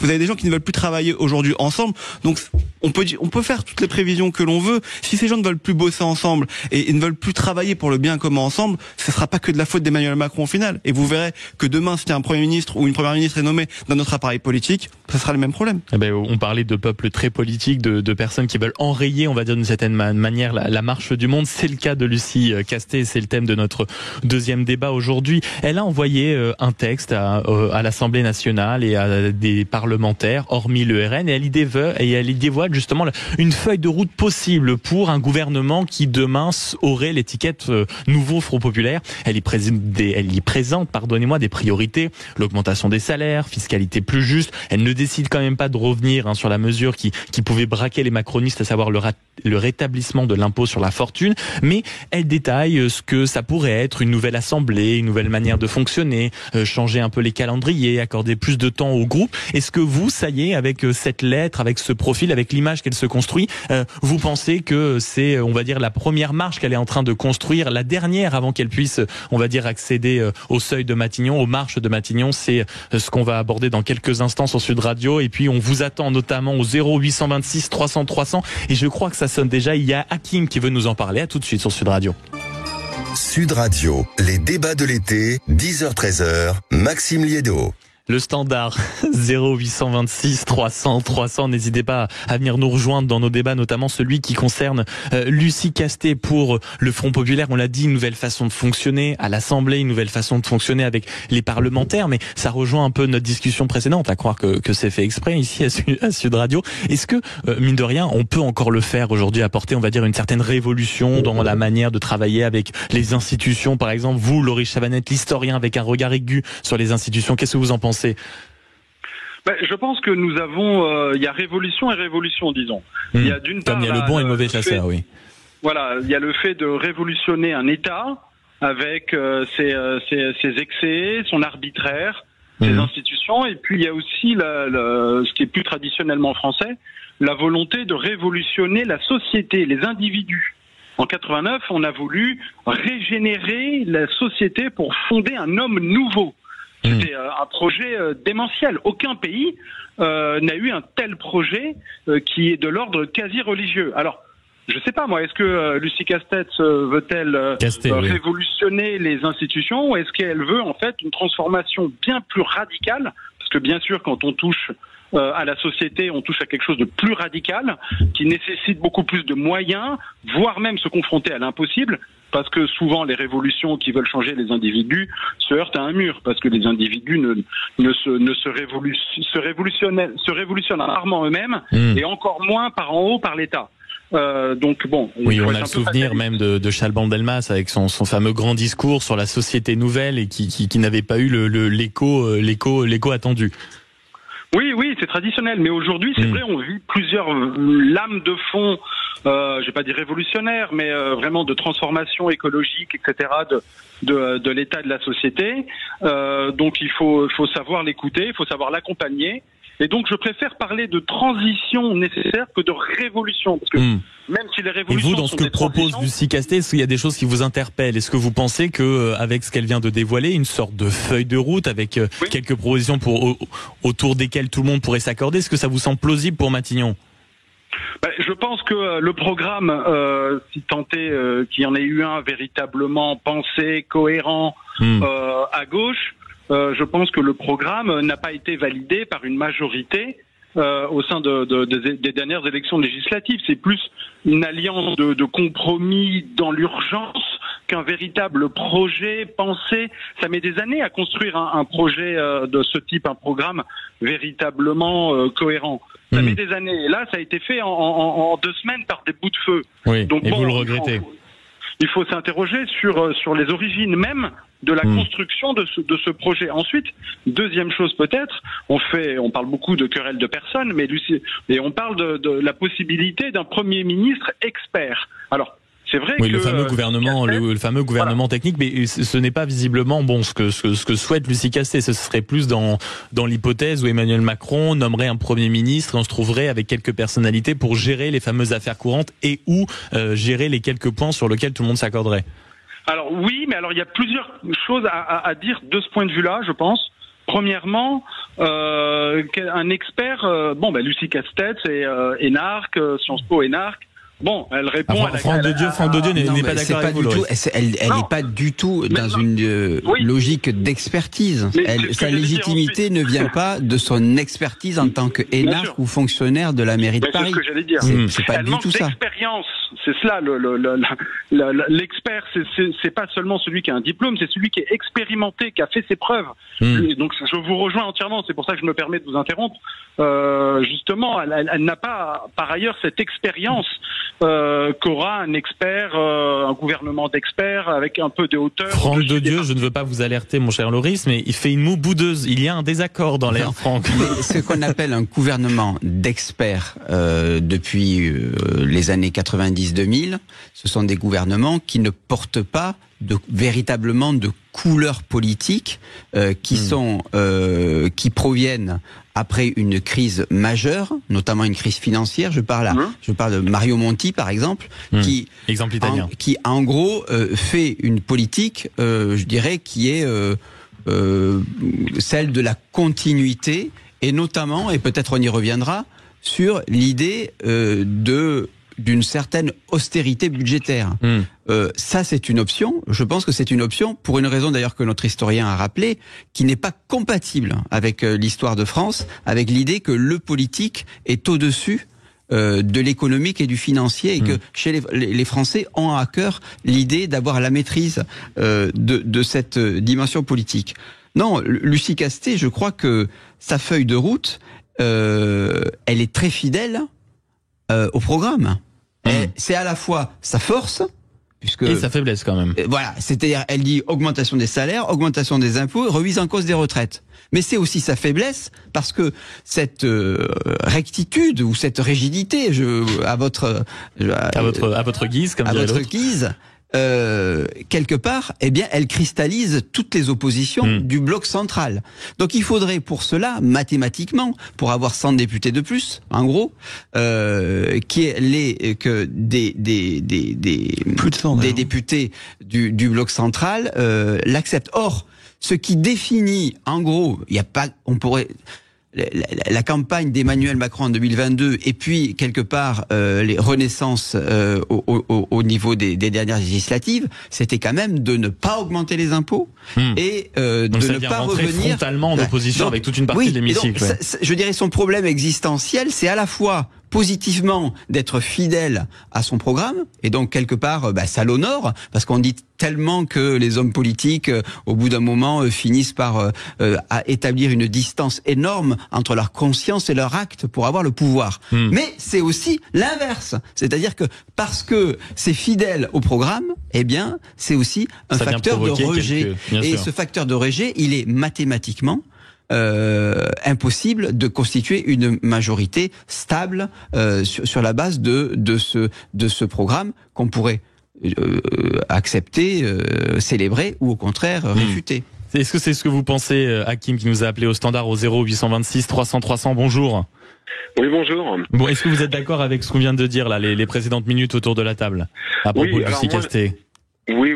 Moi, je pense que c'est très important d'incarner la politique. Et un gouvernement d'experts, ça risque de nous faire très mal. Mais est-ce que vous, par exemple, le profil de Lucie Castet, ça peut vous plaire, ça peut vous tenter? Oui, moi, il me plaît. J'ai aucun problème avec elle. C'est une femme qui a fait l'ENA, c'est une femme de dossier, c'est une experte. En plus, je pense que le fait qu'elle n'ait pas, derrière elle des années de politique, ça peut être un avantage. C'est pas forcément un inconvénient comme on l'entend souvent. On n'est pas d'accord, Hakim, alors là. Oui, on n'est pas d'accord. Non, mais discussion avec Alex Darmon. Qu'est-ce que vous pouvez reprocher à Hakim, Alex? Non, mais c'est le fait qu'on... Je peux finir? Allez-y, finissez d'abord. Vous me permettez? Bien sûr, allez-y, finissez d'abord. Je voulais dire, je disais, c'est très important d'incarner la politique. Et vous avez beaucoup parlé de révolution. Nous sommes dans une révolution culturelle, politique. Il va falloir bâtir des coalitions, comme nos voisins. Et on n'avait pas l'habitude. Par le passé, on a eu des coalitions. Vous avez souvent invité des spécialistes sur cette antenne qui ont bien expliqué que sous la 4ème République, il me semble en 46, nous avons eu des coalitions. En 36, il y a eu des coalitions. Eh bien, il va falloir renouer avec cette tradition. Et c'est dur, c'est difficile, parce que chaque parti politique a peur de passer pour un traître vis-à-vis de ses électeurs. Mais nous n'avons plus le choix. Et j'ose pas parler de gouvernement d'union nationale. Dans le sillage de cette belle victoire de la France aux Jeux Olympiques, moi, ça me ferait rêver. Je pense que là, elle a bien fait de tâtonner le terrain, de sonder le terrain, d'envoyer son projet à tout le monde. En revanche, elle a fait une petite erreur d'exclure le Front National. Oui, c'est-à-dire déjà de commencer à gouverner avec le parti sans le parti qui représente 10 millions d'électeurs. Ouais. Moi, j'ai fait partie de ceux qui pensent qu'il fallait faire barrage, mais il y a 10 millions de personnes qui votent Front National. Vous pouvez pas comme ça dire vous ne comptez pas. D'autant que, et j'ai terminé, si vous regardez bien les projets de texte de loi sur la retraite à 60 ans. Et échange alors avec le désaccord que pouvait avoir Alex Darmon, sachant que sur en tout cas le fonctionnement de l'Assemblée, je précise, elle plaide pour une meilleure répartition des postes, donc c'est un peu étrange quand même tout d'un coup d'exclure le Rassemblement national. Camarade Hakim, vous avez raison, et aussi des postes de rapporteurs sur chaque texte entre les différents groupes politiques, etc. Donc c'est ça, vous avez raison, Alex Darmon. Oui, non, mais moi j'entends ce que dit Hakim, mais il y a des points sur lesquels je suis d'accord et d'autres où je suis pas d'accord. Vous avez raison, il faut bâtir des coalitions. Moi, je suis complètement d'accord avec vous. Il faut bâtir des coalitions, mais pour le faire, il faut faire de la politique. Je pense qu'on est d'accord là-dessus. Et faire de la politique, c'est avoir de l'expérience en politique. Lucie Castet, elle est trop faible pour vous. Mais elle a aucune légitimité aujourd'hui, Lucie Castet. Elle a jamais été élue. Elle a été sommairement sur une liste aux élections régionales en Normandie avec Nicolas Meyer-Rossignol, je crois, de mémoire. Mais elle a jamais été élue. Et là, tant sur le fond que sur la forme, je trouve que la méthode n'est pas bonne. Le fait de vouloir intervenir pendant les Jeux Olympiques. Alors on va dire, on s'en fout des Jeux Olympiques. Non, on s'en fout pas. C'est un événement qui était important pour les Français. Elle a donné des coups d'épée dans l'eau. Tout le monde s'en foutait de ce qu'elle faisait. Donc je trouve que sur la forme, la méthode n'est pas bonne. Sur le fond, elle ne fait même pas l'unanimité au cœur de son propre camp. Anne Hidalgo, avec qui elle a travaillé, a dit il y a quelques jours... Il y a plus SMIC des bâtons dans les roues. Ouais, qu'autre chose. Donc, ce que je veux dire par là, c'est que vous avez raison, il faut bâtir des coalitions, mais pour bâtir des coalitions, il faut avoir des bases solides. Là, même les bases ne sont pas solides. Elle n'a pas d'expérience en politique. Vous trouvez que c'est un avantage? Moi, je vais vous dire, je trouve que les gens qui n'ont pas d'expérience en termes politiques, ça y est, on a donné. On a donné. On a vu avec les macronistes à l'Assemblée, avec certains ministres, etc. On a vu issus le de la résultat. société civile. Et on a vu ce que ça a fait. Moi, j'aimerais bien, à un moment donné, qu'on se dise que la politique, c'est un métier. C'est un métier. Et alors, je dis pas qu'il faut avoir 50 ans de vie politique derrière soi, qu'il faut avoir 50 mandats, mais il faut quand même avoir un peu de tâter le terrain, justement. Voilà. Hakim, qu'est-ce que vous répondez au camarade Alex Darmon? Oui, non, mais je comprends bien l'argument. Il faut avoir un certain nombre d'années derrière soi, être bien familier de l'Assemblée nationale, des rondages, tout ça s'improvise pas. Je suis d'accord avec ça. Bon, il y a une candidature qui a été proposée. Alors je ne sais pas, il me semblait qu'elle faisait l'unanimité au sein du nouveau Front populaire. Si elle réussit, tant mieux pour elle. Mais si elle est, moi je pense que malheureusement elle risque d'échouer à la première motion de censure. Mais vous avez quand même, on va dire, envie de croire dans ce profil-là. Oui, moi je voudrais bien qu'elle réussisse. Moi ça me plairait, mais c'est vrai, c'est une question c'est une question que je me pose. C'est est-ce que dès qu'une motion de censure va être présentée, qu'est-ce qu'elle a dit? Aimer le sport, elle a dit qu'elle était très sportive. Ça va être le premier obstacle qui va être dressé devant elle. Rounds politiques d'un coup. Et là je crains. Mais quelle personnalité peut faire la jonction entre la gauche, nouveau Front populaire, et le centre gauche, centre droit? Ils sont pas nombreux ces profils, il faut le trouver, et c'est pas simple. On parlera dans quelques instants d'Edouard Philippe. Merci beaucoup Hakim qui nous avait appelé au 0826 300 300 l'occasion de quelques débats. C'est pas faux ce que dit Hakim, c'est très compliqué pour Lucie Castet, parce qu'on va dire qu'elle a émergé quand même dans des conditions qui étaient particulières pour le nouveau Front populaire, sur visiblement des accords qui n'étaient pas évidents. Elle a envoyé un courrier, comme l'a très bien dit Alex Darmon tout à l'heure. On s'est quand même retrouvé avec de nombreux coups d'épée dans l'eau, le coup du coming out, le coup de la visite avec d'autres d'ailleurs figures du nouveau Front populaire exactement à l'entreprise Duralex, qui est cette entreprise qui a été reprise par les salariés eux-mêmes et qui a bénéficié d'un nombre de commandes invraisemblables de la part des Français. Vous savez, c'est les petits verres dans lesquels on s'amuse à regarder pour penser que le chiffre qu'on voit au fond c'est notre âge. C'est le numéro du moule. Alors que c'est le numéro du moule, exactement. Donc ça fait beaucoup de choses, et là on a l'impression qu'elle ne veut pas lâcher bâtiment. C'est peut-être même un peu grotesque, Laurie Chavanette. Moi, j'ai écrit un livre qui s'intitule La tentation du désespoir. Ça, oui. Il est paru en mars dernier. Chez enfin je vais pas dire l'éditeur, pas besoin. Et puis donc je vois tous les jours confirmer cette pente où on est de plus en plus dans une crise systémique inextricable. Personne n'arrive à trouver une personnalité qui vraiment pourrait réunir autour d'elle. Alors Lucie Castet, bon, je vais pas faire un mauvais jeu de mots, mais c'est Lucie Castet plutôt. Et j'ai l'impression que nous ressemblons de plus en plus à l'âne de Buridan, qui n'arrive pas à choisir entre deux pots d'avoine.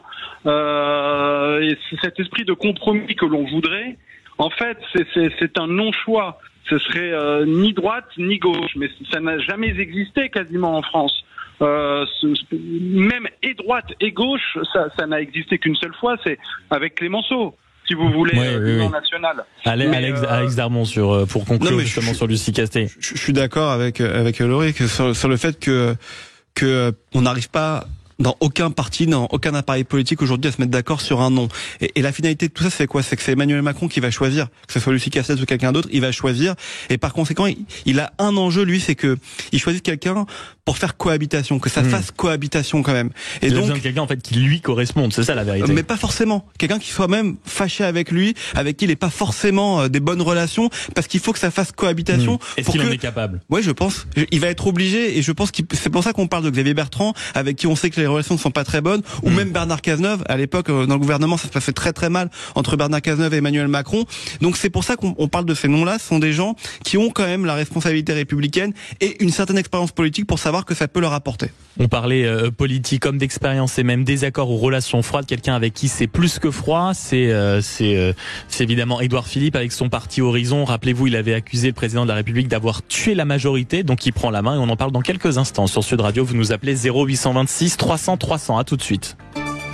Sud Radio, les débats de l'été, 10h-13h, Maxime Liédo. Allez, on rentre dans le dernier quart d'heure de nos débats. Vous continuez à nous appeler 0826 300 300. En somme, vous faites un peu comme Claudine et Hakim qui ont dialogué, échangé avec nous durant ces grands débats de l'été en direct sur Sud Radio. On va passer au dernier thème qui est Édouard Philippe qui appelle à une réunion rapide des parlementaires. Alors vous allez voir, c'est révolutionnaire parce que Édouard Philippe veut stabiliser la vie politique. On n'avait jamais entendu ça, Franck Dodieu, c'est exceptionnel. Ah bon, vous trouvez? Bon, vous avez saisi l'ironie dans la voix. Oui. Bon, c'est pas tout à fait nouveau. Ce qui est intéressant, c'est toujours il y a chez Édouard Philippe une forme qui se veut aller à rebours du macronisme et pourtant un projet qui n'est que la poursuite du macronisme avec d'autres personnes. C'est-à-dire, c'est le parti du cercle de la raison, de l'austérité budgétaire. Il a même dit, mon but, ça sera de rétablir les finances publiques. Alors, rétablir l'équilibre des finances publiques, est-ce que vous pensez qu'il y a des gens PS, quelques écolos qui veulent tout de même peut-être le rétablir d'ailleurs, mais par l'augmentation des impôts, pas par la baisse forcément des dépenses. Parce que c'est bien beau de constituer une équipe avec supposément la bonne volonté, mais je reviens encore à mon thème de début, c'est-à-dire il y a le conjoncturel, il y a le structurel. Il y a des choses qui sont quand même absolument fondamentales, qui sont des choix politiques qui emportent avec eux tout le reste. Les deux bases de discussion pour Édouard Philippe, c'est vivre de son travail, pouvoir se loger, subvenir à ses besoins énergétiques et vivre en sécurité, puisqu'on est dans la logique vraiment d'avoir des thèmes nouveaux. Vivre en sécurité, avoir accès aux soins et offrir une éducation de qualité. Oui, vous connaissez, vous, des hommes politiques qui disent l'inverse de tout ça? Enfin, franchement, non, moi, ce que je retiens, c'est qu'il a dit rétablir les finances publiques. Et le grand paradoxe de cette histoire, si on s'en tient là, si on dit le prochain budget 2025, il va falloir serrer la vis au niveau des dépenses, etc. Le grand paradoxe de cette histoire, c'est que la somme de ces comportements tempérés, la somme des tempérances, j'allais dire, du centre droit et du centre gauche, de tout sauf LFI et RN, feront une politique qui ne sera pas tempérée. C'est ça le paradoxe. Et c'est en ce sens s'il y arrive... il cache en fait une brutalisation derrière des airs de consensus. Oui, quand vous dites rétablir les finances publiques sans augmenter les impôts, concrètement, ça veut dire une baisse... très importante des recettes, des dépenses. Une baisse très importante des dépenses. Et surtout si vous êtes dans un univers, je dirais, de stabilité économique, c'est-à-dire qu'on va pas avoir 3 ou 4% de croissance du PIB. Non, c'est pas prévu tout de suite. On va avoir quelque chose d'assez stable, enfin d'assez mesuré, on va dire, d'assez atone, dans un univers qui est celui de l'injonction de rétablir les finances publiques, de les mettre au carré. Donc, je le répète, si vous voulez additionner les modérés pour faire une politique qui est immodérément austéritaire, vous n'y arriverez pas. Ou alors, il y a un mensonge. Il y a un mensonge. Voilà, il y a un truc, il y a quelque chose qui ne va pas. Il y a quelque chose qui ne va pas. C'est-à-dire constituer un gouvernement, c'est pas associer que des postures de gens raisonnables. C'est de savoir ça suffit pas d'être raisonnable, qu'est-ce qu'on met à l'intérieur et comment pour exercer, pour je dirais réaliser son projet. Eh bien, comment on fait? Eh bien, il y a effectivement un début d'austérité qui se profile. Alex Darmon. Moi, ce que je trouve intéressant dans cette histoire d'Édouard Philippe, c'est que encore une fois, il se montre pas. C'est-à-dire qu'on dit que c'est lui qui demande le rassemblement de tous les partis républicains et tout, mais quand vous regardez cette histoire d'un peu plus près, c'est pas lui qui envoie la lettre, c'est Marc Angeli, le député Marc Angeli, qui envoie la lettre aux autres parlementaires à l'Assemblée nationale en disant qu'il faut faire un large rassemblement pour pouvoir fonder un gouvernement d'union nationale. En fait, Édouard Philippe, c'est un peu courage Fillon, quoi, à chaque fois. C'est un peu, voilà, je souhaite qu'on fasse en sorte qu'il y ait un maximum de rassemblement, mais c'est pas en mon nom, parce que moi, il faut que je me mette un peu au-dessus de la mêlée. On a l'impression qu'il se prend déjà un peu pour président de la République, en quelque sorte. Or, il préside sans être à l'Élysée. Sans être à l'Élysée. Or, on l'avait vu mettre un peu les mains dans le cambouis entre les élections européennes et les élections législatives. Et je pense que les Français avaient été sensibles à cela. Et là, il est en train de retomber dans ses travers en disant bon, il faut pas que j'intervienne, ça se passe à l'Assemblée. Donc vous avez. Donc je reste au-dessus de tout ça. Exactement. Et c'est pour ça que je pense que ça ne donnera rien, cette initiative, parce qu'au final, aujourd'hui, ce qu'il faudrait, c'est qu'il y ait un leadership fort qui s'impose quelque part et qui mettre tout le monde autour d'une table. Et c'est pas pour manquer de respect au député Laurent Marcangeli, qui est d'ailleurs quelqu'un un député qui est très travailleur et très intéressant, très intelligent quand vous parlez avec lui, mais qui est président du groupe Horizon à l'Assemblée nationale, en l'occurrence. C'est pas autour de lui qu'aujourd'hui ça peut se cristalliser. Voilà. Et donc je pense que c'est encore une fois quelque chose qui servira pas à grand chose dans la perspective de vouloir rassembler plusieurs députés de différents, c'est qu'à de le dire, différents horizons. Oui, c'est ça. Et puis même le titre du parti, on a toujours fait cette réflexion, quand il pense horizon, c'est ce que tu vois sans jamais l'atteindre. Pour le titre d'un parti, c'est toujours quelque chose de cocasse. Lauriche Chavanette, historien, avant qu'on aille au 0826 300 300, comment vous observez, vous, cette position d'Édouard Philippe, son positionnement? Il y a son positionnement qui me semble assez légitime d'une certaine manière. Il a vous, ça ne vous choque pas? Non, ça me choque pas. Il a déjà l'expérience d'avoir été Premier ministre. Par ailleurs, il est une des personnalités françaises les plus populaires, premier ou deuxième. Mais bon, ce ne sont que des sondages. C'est un élu local, c'est-à-dire qu'il a déjà été élu. Néanmoins, c'est pas le cas de tous les candidats à Matignon. Et puis ensuite, son programme, c'est une espèce de bon sens populaire. J'allais dire bon sens populaire du centre, une sorte de ventre mou.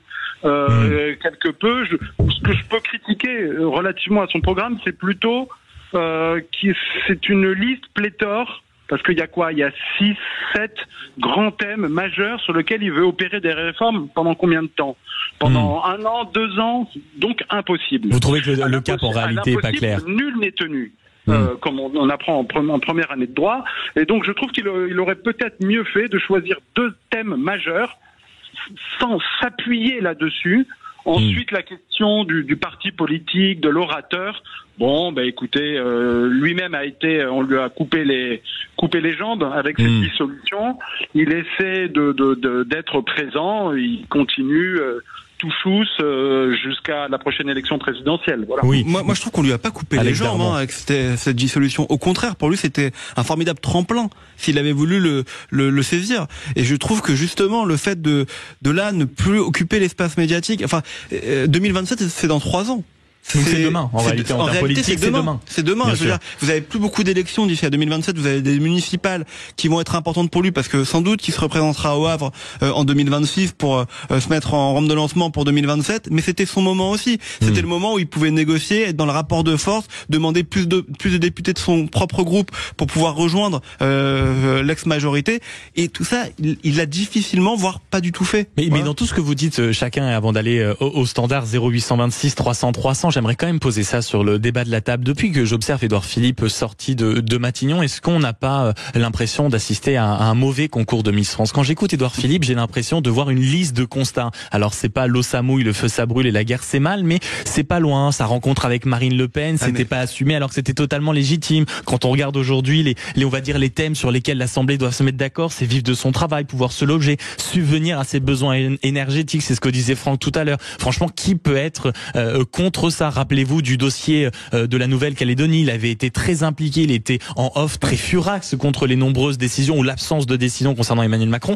On l'a très peu entendu, donc c'est la vraie question finalement, et c'est ce que disait Nicolas Sarkozy. Au bout d'un moment, quand on est un chef, on doit être en capacité de déplaire et de chefer. Est-ce que Édouard Philippe a la capacité humaine, politique, d'avoir la force d'aller parfois dire des choses que tout le monde, on va dire parfois beaucoup de gens partagent, mais qui n'est pas capable de prononcer? Mais les circonstances lui interdisent, c'est ça le problème. C'est qu'à partir partir du moment où vous n'avez pas de majorité absolue et que vous êtes dans une situation où vous voulez séduire à tous les niveaux, c'est-à-dire un peu à gauche, un peu à droite. Oui, sinon, mais on peut être nuancé tout en étant clair ou avoir une ligne directrice. Oui, mais vous êtes obligé d'insérer forcément dans ces circonstances-là une grosse dose d'édulcorant dans votre discours et donc effectivement, on parlait tout à l'heure d'Union nationale. L'Union nationale, quand Clémenceau il fait l'Union nationale, il met pas de l'édulcorant dans son discours. Oui. Alors les circonstances évidemment sont très peu comparables et heureusement, mais aujourd'hui,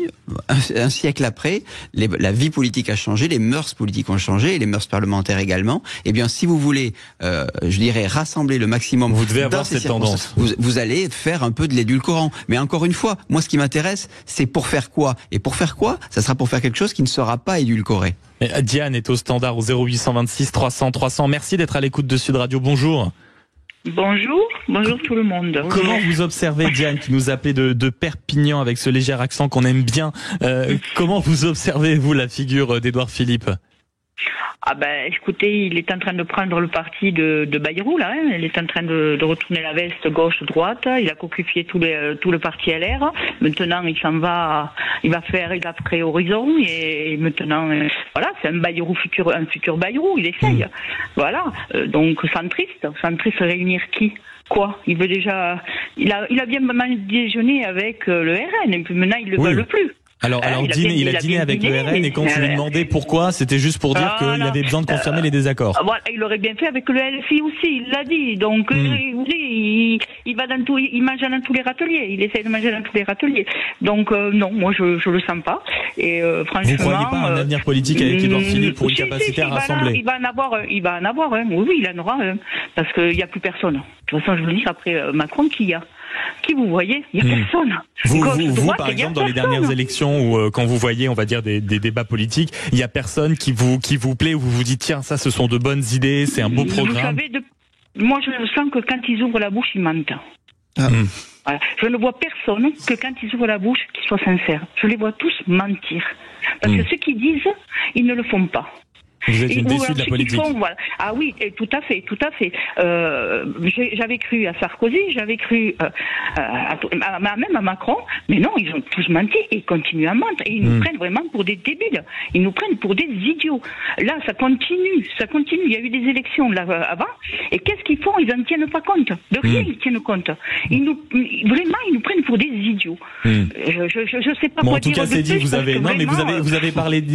avez parlé vrai, Diane, sur Sud Radio et je vous remercie. Édouard Philippe, voilà, c'est pour elle, c'est un arriviste, un menteur et malheureusement l'offre politique ne lui correspond plus. Merci Diane de conclure en beauté pour être si fidèle au slogan de Sud Radio. Parlez vrai, merci de l'avoir fait au 0826 300 300. Vous êtes sur Sud Radio. Je remercie Alex Darmon, journaliste politique. On peut également vous retrouver sur YouTube avec la chaîne Les Indécis. Franck Dedieu, directeur adjoint de Marianne. Le prochain numéro sort dans 2 jours en kiosque. C'est sur, on va dire, les galériens du e-commerce. Voilà. Quand on clique, c'est eux qui triment, c'est ça? Voilà, exactement. C'est un reportage dans ce monde de logistique qui est très méconnu et qui mérite des enquêtes parce que c'est très dur. Et on le retrouve dans Marianne dans 2 jours en kiosque. Merci d'avoir été avec nous et je remercie Laurie Chavanette, historien, d'avoir été avec nous. Vous avez écrit de nombreux livres et je vous remercie d'avoir participé au débat aujourd'hui sur Sud Radio. On se retrouve dans quelques instants. C'est l'heure des Jeux Olympiques dans tous leurs états et cette semaine, c'est avec le camarade Clément Arion. À tout de suite sur Sud Radio.